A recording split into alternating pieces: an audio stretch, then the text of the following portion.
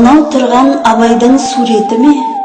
Өлең сөздің оқсаған құдіретіне, ақыл, қайрат, білімді тең ұстаған, қарсы келер Абайдың тым бетіне деп, ақын Жамбыл жырлағандай, Абай деген терең теңіз, алып мұхит.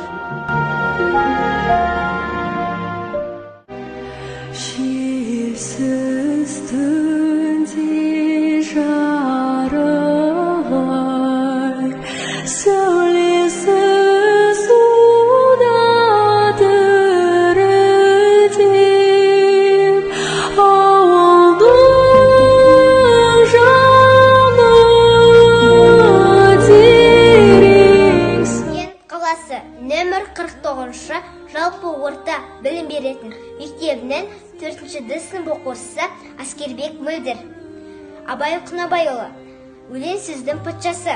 Өлең сөздің патшасы, сөз сарасы, қиыннан қиыстырар ер данасы, тілге жеңіл, жүрекке жылы тиіп, теп-тегіс жұмыр кесін айналасы, бөтен сөзбен болғанса сөз арасы, бұл ақынның білімсіз бишарасы, айтушы мен тыңдаушы көбі надан, бұл жұрттың сөз танымас бір парасы.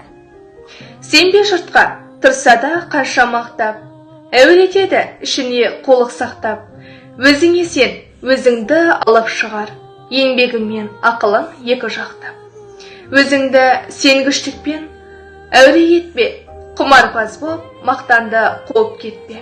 Жұртпенен бірге өзіңді қосалдасып, салпылдап сағым қуған бойыңа еппе.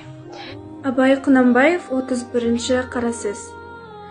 Естіген нәрсені ұмытпастыққа 4 түрлі себеп бар. Әуелі көкірегі бойлаулы берік болмақ керек. Екінші, сол нәрсені естігенде, я көргенде ғибратлану керек. Көңілденіп, тұшынып, ойға бекіту керек. Үшінші, ішінен бірнеше рет қайталап, көңілге бекіту керек. Төртінші, ой кеселдерінен аулақ болу қажет. Ой кеселдері уайымсыз салғырттық, ойыншы күлкішілдік, я бір қайғыға салыну, я бір нәрсеге құмарлық пайда болу секілді нәрселер. Егер кез болып қалса, салым болу керек. Бұл ой кеселдері осы әлемдегі бүкіл ақыл мен ғылымда тоздыратығын нәрселер.